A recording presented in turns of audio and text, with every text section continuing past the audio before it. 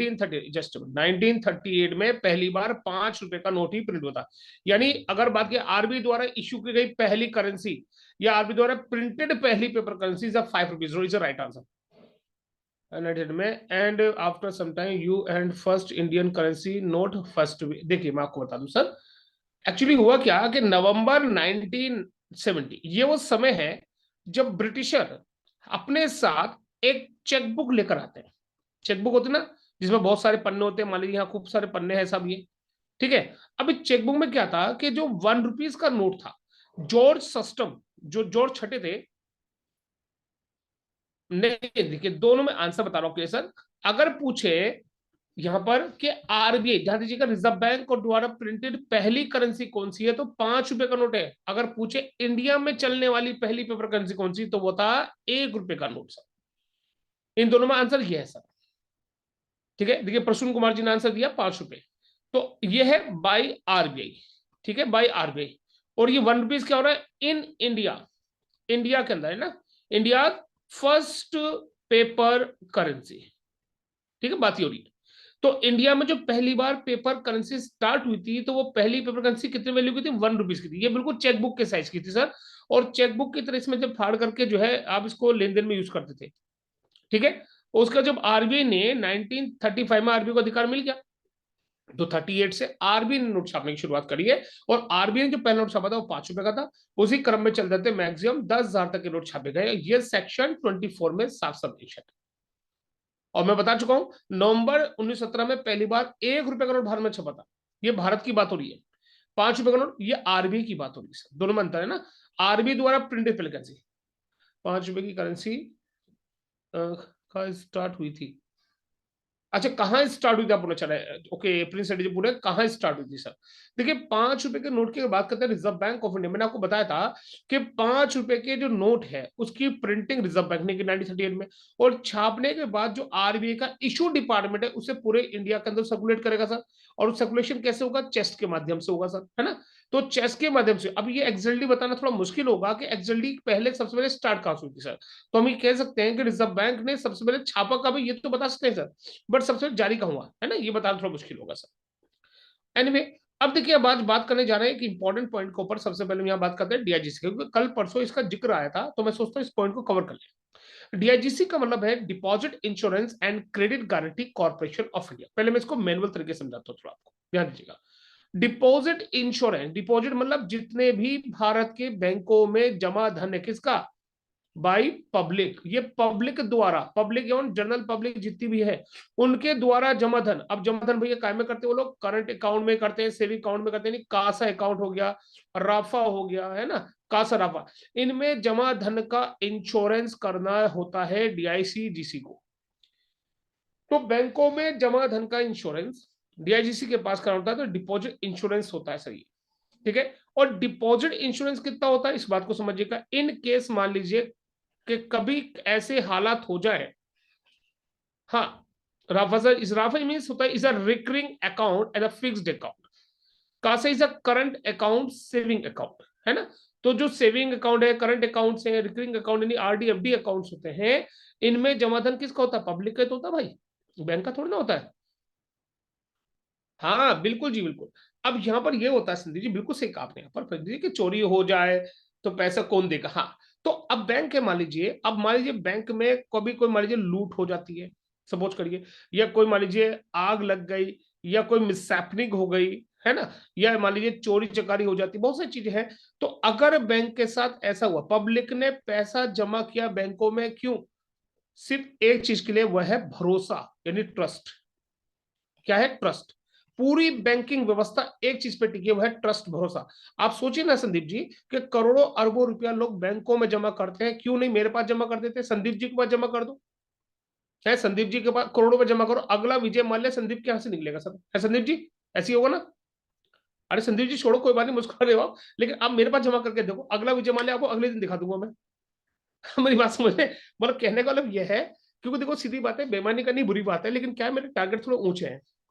मैं 100-200 करोड़ की बेईमानी कभी नहीं करूंगा, है ना। लेकिन अगर मुझे 1000 करोड़ या सुपर की बेईमानी करने का मौका मिलेगा तो करके तुरंत निकल जाऊंगा देश के बाहर से। मजाक कर रहा हूं। ऐसा नहीं करना, लेकिन हाँ ध्यान दीजिएगा। तो जितने भी बैंक्स हैं, तो बैंकों में पैसा सिर्फ ट्रस्ट की वजह से जमा है। अब वो ट्रस्ट अगर पब्लिक का खत्म होगा तो पब्लिक कोई भी पैसा बैंक में जमा नहीं करेगी, बैंकिंग सिस्टम में पैसा नहीं आएगा तो बैंक लोन नहीं बढ़ पाएगा, तो क्या होगी, पूरी व्यवस्था, अर्थव्यवस्था चौपट हो जाएगी। तो इस ट्रस्ट को बनाए रखना बेहद जरूरी है, इसीलिए एसएलआर सीआरआर जैसी व्यवस्था है दिया था सर इस टॉपिक के बारे में। इसी नोट को रिप्लेस करती है अगर अगर कोई नोट फटा हो तो, बिकॉज हाँ हाँ देखिए, लेकिन अब मैं कुछ बेस्ट चीज बताने वाला हूँ सर, मैं थोड़ा कुछ नई चीजें बताने वाला हूँ प्लीज सर, देखिएगा। तो अब बैंक में क्या है कि चोरी चकारी कुछ भी हो जाती है, तो बैंक में एक जो है ना पब्लिक का जो हित है, जो उनका हित है उसके लिए उनके नोटों की सेफ्टी के लिए अगर कैसे बैंक तो एक तरह से लाचार हो जाएगा, तो पैसा कैसे मिलेगा, तो डीआईसी जीसी को अपॉइंट किया गया। अब इसके लिए बैंक क्या करता है साहब, डीआईजीसी को 10 पैसा, 10 पैसा जाता है 12 पैसा, पहले 10 पैसा तो अब कितना है 12 पैसा, ध्यान रखना 12 पैसा पैसा पर एनम, ये पैसा डीआईसी जीसी को देना होता है। और ये पैसा कैसे देना, ये बहुत ध्यान के एग्जाम में दिया पूछा गया है। पहले 6 मंथ में आपको 6 पैसा देना होता है, नेक्स्ट 6 मंथ में आपको 6 पैसा देना होता है। ये पैसा पे बाई कौन देता, पे बाई बैंक। ये बात ध्यान रखिएगा, ये जो प्रीमियम है, ये प्रीमियम राशि पे करेगा कौन, आपका बैंक। और ये 12 पैसा जा रहा है कब, इस पर जा रहा है पर 100 रुपीज नोट पर, ध्यान रखना प्रत्येक 100 रुपए के नोट के लिए 12 पैसे का प्रीमियम बैंक पे करता है डीआईजीसी को, इन केस ये 100 रुपए का नोट एक्शन का करके बताएंगे जाता है, एग्जाम्पल दे दो। हाँ हाँ बिल्कुल, देखिए देखिए बता रहे सिकंदर जी, जितना भी है पहले आपको एक आइडिया लगना चाहिए कि कितना पैसा जाता है, 12 पैसा पर प्रत्येक 100 रुपए के नोट के लिए, ठीक है। अब देखिए जो बैंक होता है कैसे कैलकुलेशन किया जाता है, इस बात को समझिएगा। एक बैंक है जिसकी स्थापना होती है 1 जनवरी, मान लीजिए ईयर कोई भी हो सकती है, परसेंट इंश्योरेंस प्रीमियम बैंक देता है। नहीं नहीं चंद्र जी, मैं आपको थोड़ा बता दूं इसके लिए, क्योंकि ये चीज थोड़ा सा कंफ्यूजन करती है, 12% कुछ लेके चलेंगे। आपको सिर्फ एक बात ध्यान रखनी है कि जो प्रीमियम चार्ज है वो 12 पैसा है, परसेंट मत मानिए सर उसके लिए, 12 पैसा। अब कैसे होगा, मान लीजिए कोई बैंक 1 जनवरी को स्टेब्लिश हुआ, इट मीन उसका 1 साल 31 दिसंबर को कंप्लीट होगा।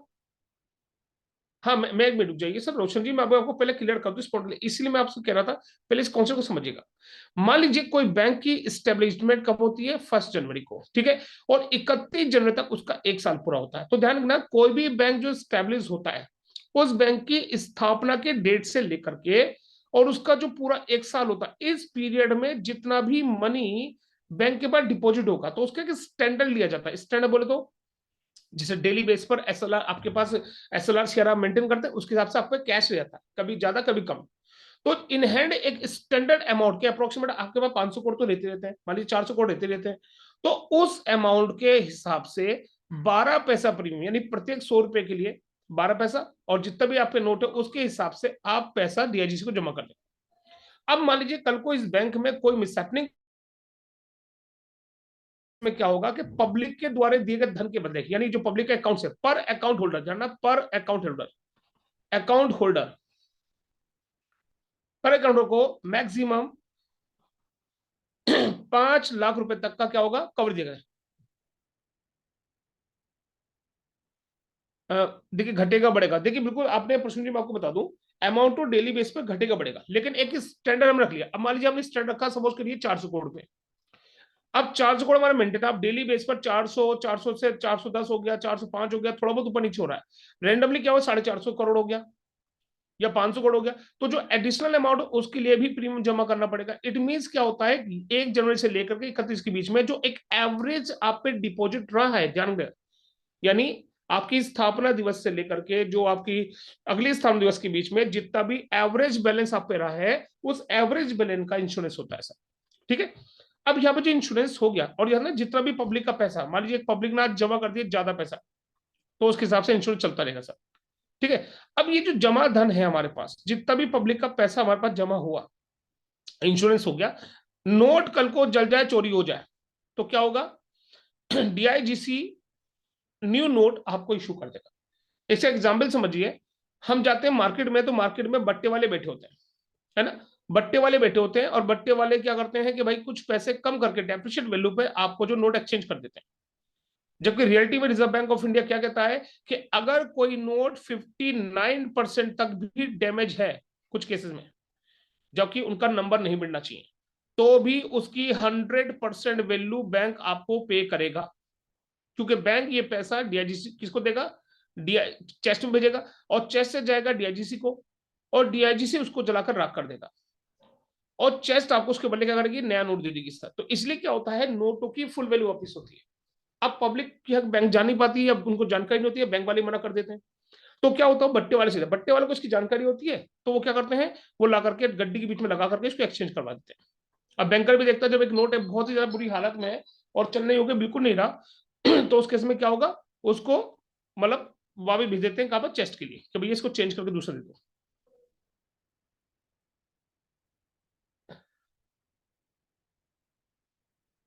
ये एक्चुअली फिट नोट की बात करना चाह रहे हैं आप। हाँ देखिए, मैं बैंक वाले फिट नोट क्यों नहीं लेते हैं कस्टमर से। देखिए, नोट हमें बता दें, एज ए बैंकर, हम क्या है, बैंकर है सर। हमारा काम ये नहीं है कि हम कस्टमर को ना करें। कस्टमर मार्केट में ट्रेड कर रहा है, अब ट्रेड करते हुए नोट क्या है, नोट हमेशा सर्कुलेट होने चाहिए। नोट लगातार सर्कुलेट, आज आपके पास गड्डी है, वो गड्डी ज्यादा दिन आपके पास रुकेगी नहीं सर, लक्ष्मी के पैर नहीं होते। क्या होता है कि गड्डी आप किसी ना किसी काम में लोगों चला दोगे, वो कई हाथों से होते होते क्या होगा, वो गंदे नोट होने, चलन में गंदे हो ही जाते हैं। आज हम उस पर भी बात करने वाले हैं कि किस तरह के नोट अगर गंदे होते हैं तो उसकी रिटर्न वापसी कैसे की जाती है, भी आज आपको सिखाने वाला हूँ इसके अंदर में सर। ठीक है, पहले मैं डीआईजीसी पास जाता हूँ। तो एक बात जान लिया हमने कि जो हमारे पास डीआईजीसी है, उसने क्या करा कि पब्लिक के डिपॉजिट का इंश्योरेंस किया, और अगर कोई बैंक कोलैप्स होता है तो उस केस में एज ए पर डिपॉजिटर कितना पैसा भाई, 5 लाख रुपए अकाउंट होल्डर को जाएगा। अब एग्जाम्पल समझते हैं, यहाँ पर हमारे महाराजा प्रिंस हैं, ठीक है, प्रिंस साहब की बात कर लेते हैं। ठीक है, अब प्रिंस साहब की बात करें तो महाराजा आदमी भैया, ये हमारे प्रिंस साहब दोबारा से आगे सामने। अब क्या करते हैं, इनका ABCD नाम का बैंक है, इसका नाम है ABCD, यानी कि एनी बडी कैन डांस नाम का बैंक है, मान लीजिए। इस बैंक में साहब इनका करंट अकाउंट भी है, इनका सेविंग अकाउंट भी है, इनका रिकरिंग अकाउंट भी है, इनका फिक्स्ड अकाउंट भी, यानी एक ही बैंक में के अकाउंट है। हाँ हाँ बिल्कुल बिल्कुल रोशन जी, अभी टेंशन सबको लिखाऊंगा इंटू जेड। अब इस पॉइंट को समझ से चलेगा, क्योंकि ये पॉइंट ऐसे हैं जो आपके एग्जाम में भी और आपके इंटरव्यू काम देंगे।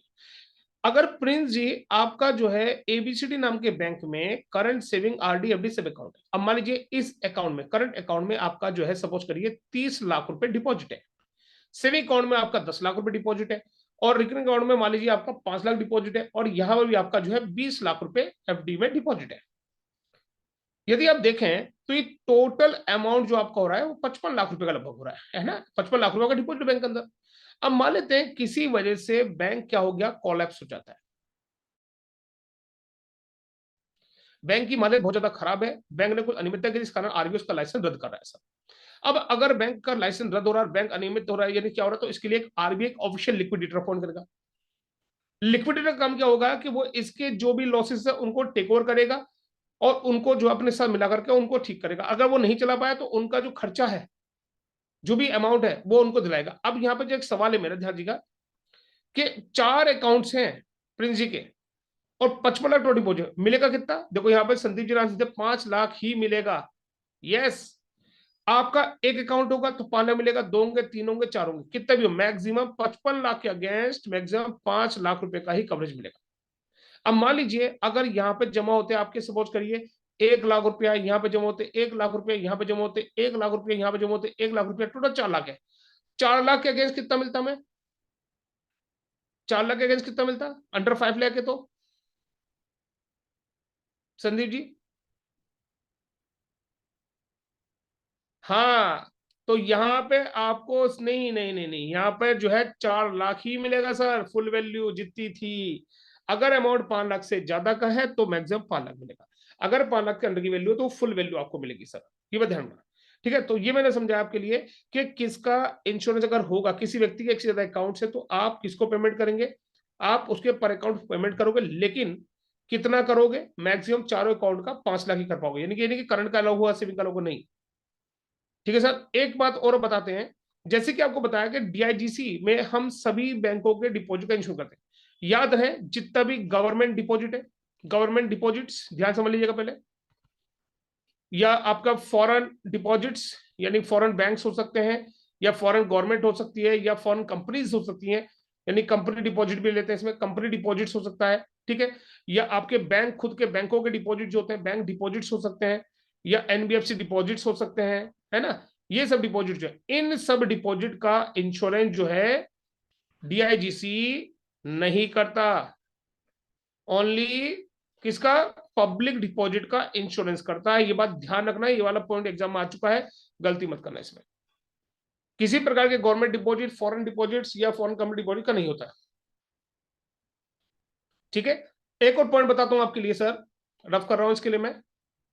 हाँ चंदन जी, देखिए डीआईजीसी काफी महत्वपूर्ण टॉपिक है, इसलिए मैं थोड़ा सा क्रेडिट इसका थोड़ा डिटेल में जा रहा हूं।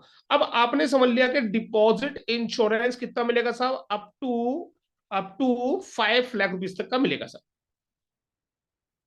हाँ अभी मैं इस पे भी आ रहा हूँ, इस पे भी चंदन जी आने जा रहा हूँ। अब यहाँ पे देख रहे हैं and credit guarantee corporation of India, इस बात को भी समझिए।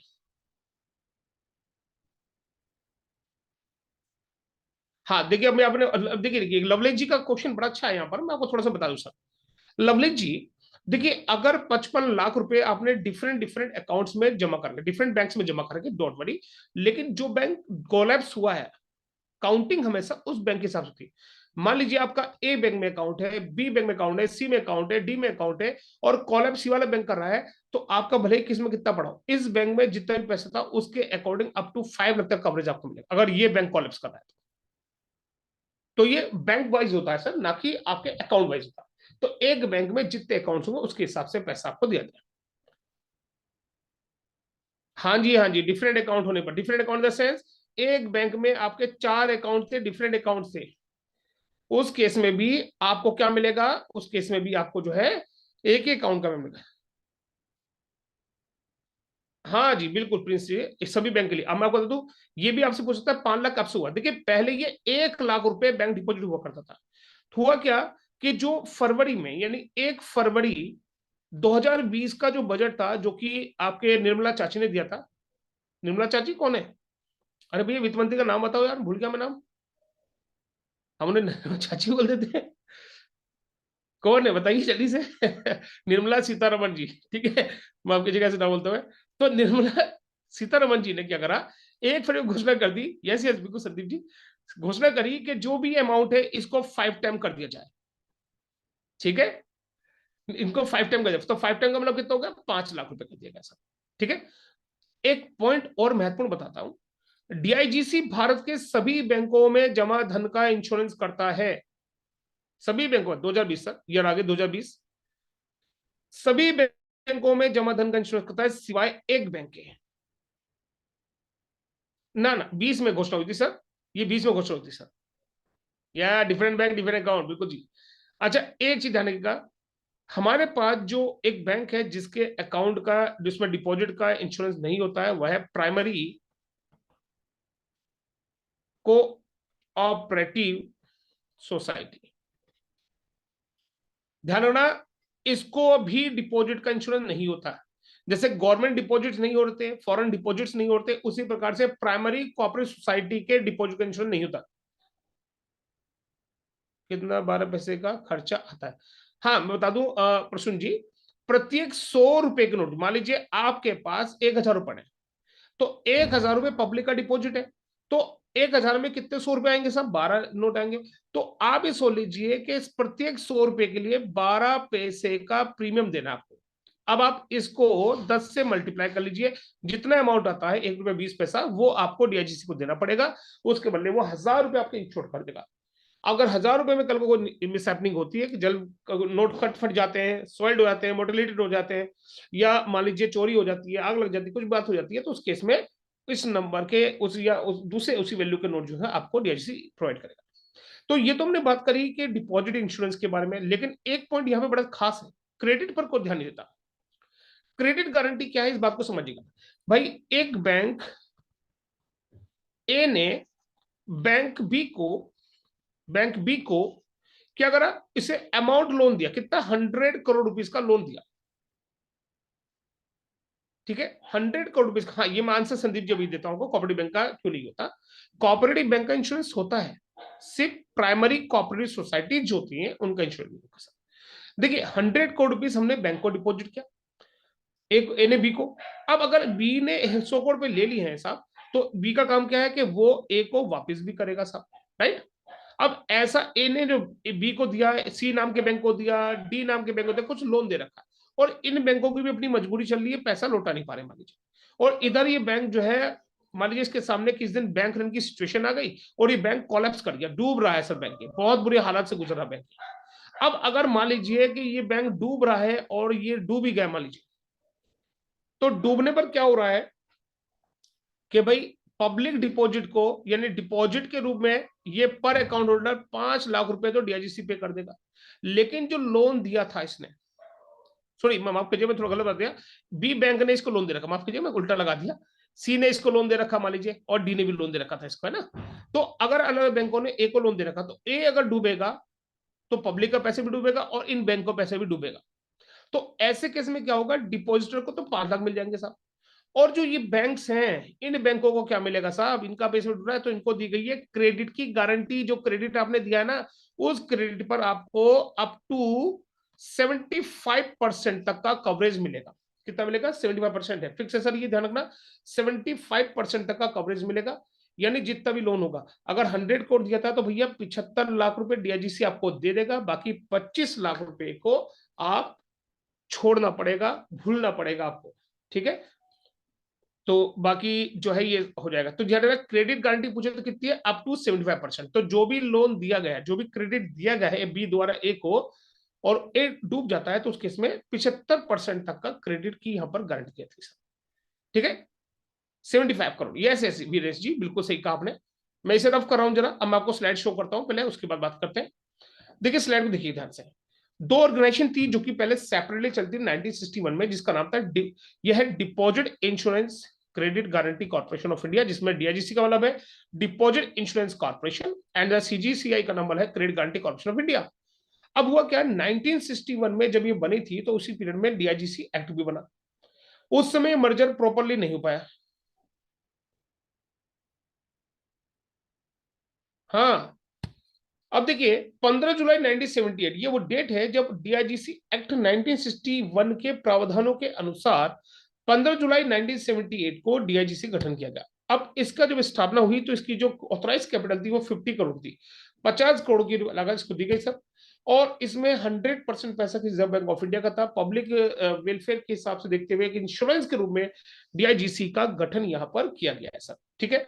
मुंबई इसका हेडक्वार्टर है और माइकल डी पात्रा प्रेजेंट में इसके चेयरमैन है। ये पॉइंट भी ध्यान रखना है आपको, ठीक है।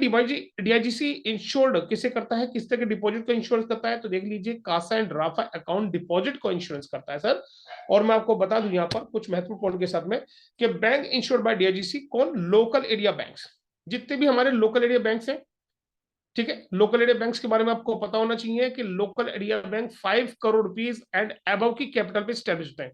यानी मिनिमम रिक्वायर्ड कैपिटल जो है एक लोकल एरिया बैंक खोलने के लिए, मिनिमम रिक्वायर्ड कैपिटल कितनी है, 5 करोड़ पे। और ये बैंक मैक्सिमम 3 डिस्ट्रिक्ट में ही रन होते हैं, ध्यान रखना सर, 3 डिस्ट्रिक्ट में वर्क करेंगे, किसी भी राज्य के 3 डिस्ट्रिक्ट में मैक्सिमम वर्क करते हैं।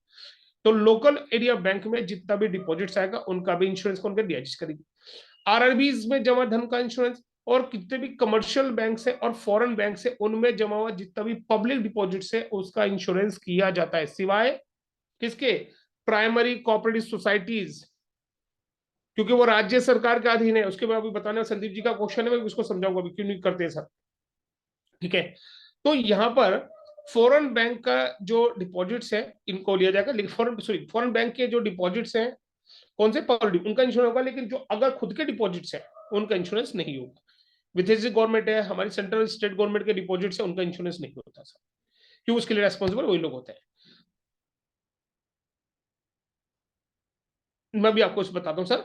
मैक्सिमम डिपॉजिट अमाउंट 5 लाख है, जिसको 90 डेज के अंदर पे करना होगा। मान लीजिए अगर ए नाम का बैंक डिपॉजिट अगर कॉलेप्स करता है तो उसके अकाउंट होल्डर को यानी प्रिंस साहब को 5 लाख रुपए कब तक मिल जाने चाहिए, 90 दिन के अंदर उनके अकाउंट में क्रेडिट करने होंगे, ठीक है। ये बात भी ध्यान रखनी है आपको सर। ये 90 डेज का क्वेश्चन एग्जाम पूछा जा चुका है कि अगर मान लीजिए कोई बैंक किसी वजह से कॉलेप्स कर जाता है तो कितने समय अवधि में आपको ये पैसा ट्रांसफर करना होगा, विद इन 90 डेज आपको ये पैसा अकाउंट में ट्रांसफर करना होगा सर, ठीक है। अब देखिए जैसे आपने बात कर रहे हैं कोऑपरेटिव बैंक्स की, तो मैं थोड़ा सा आपको कोऑपरेटिव बैंक की हिस्ट्री बता देता हूँ, क्योंकि जब ये हिस्ट्री आप समझोगे तभी जाके समझ पाओगे इस पॉइंट के लिए। लाइए, जब आपने छेड़ा है तो मैं आपको कोऑपरेटिव बैंक की हिस्ट्री भी थोड़ी बताता हूँ। देखिए कोऑपरेटिव बैंक्स,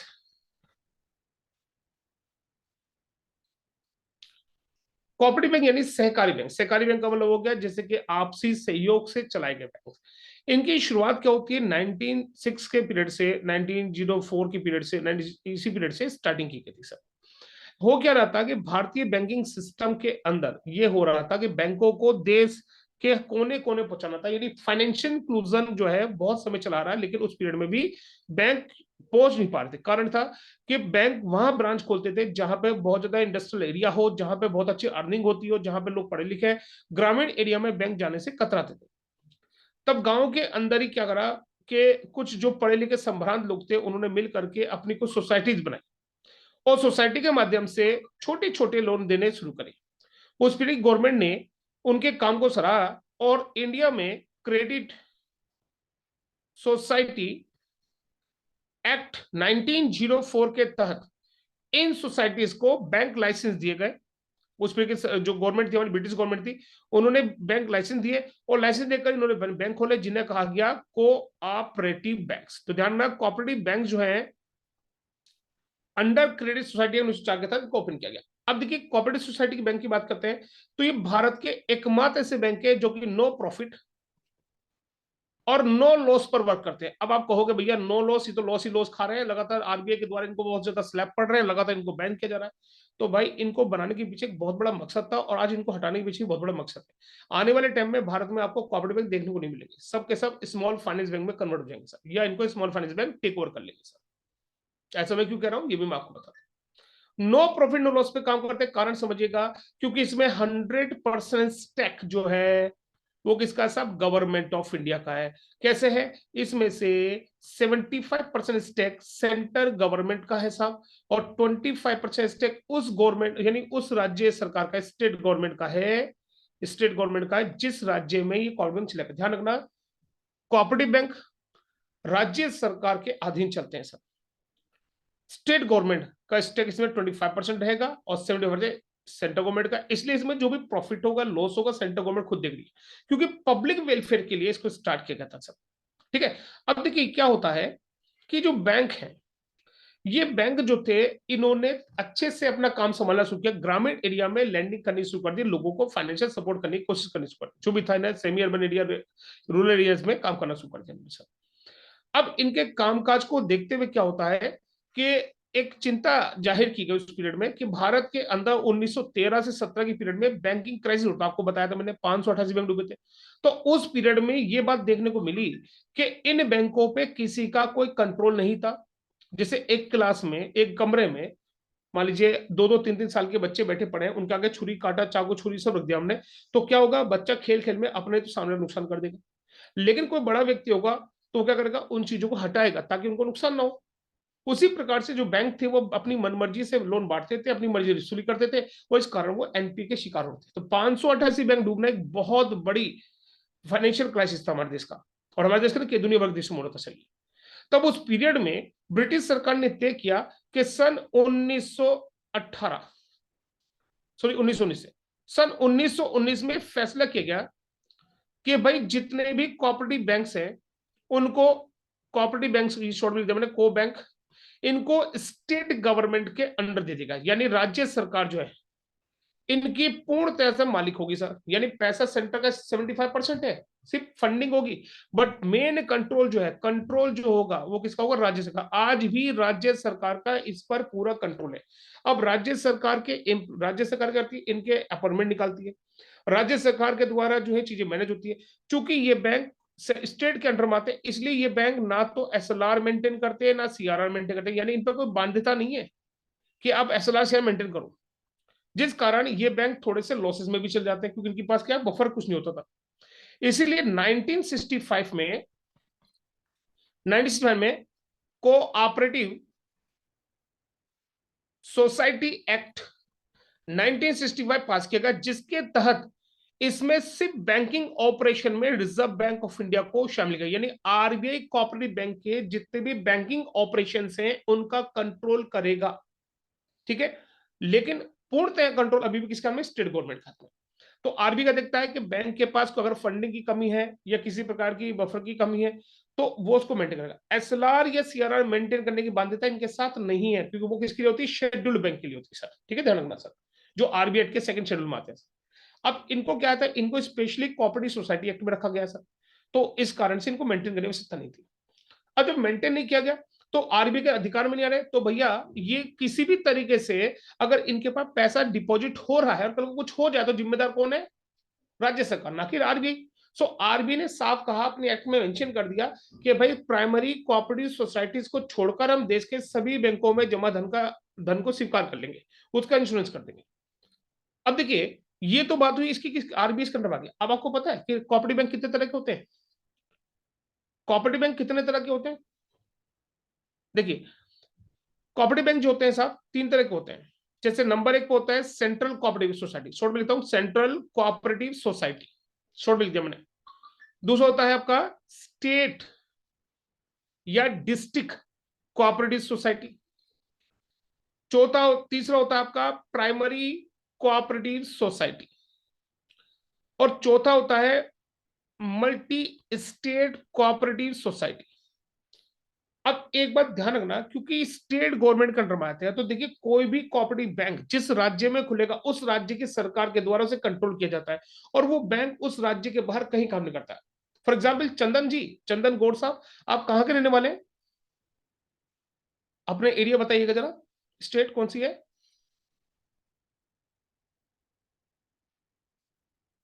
मैं आपको एक लाइव एग्जाम्पल देता हूं, महाराष्ट्र। चंदन जी महाराष्ट्र से, ठीक है चंदन जी महाराष्ट्र की बात करते हैं, कोई बात नहीं, एग्जाम्पल लेते हैं महाराष्ट्र। तो महाराष्ट्र के अंदर एक कोई कोऑपरेटिव बैंक का नाम बताइए, कोई भी कोऑपरेटिव बैंक हो, एक कोऑपरेटिव बैंक छोड़ बताइए नाम उसका, कोई बात नहीं।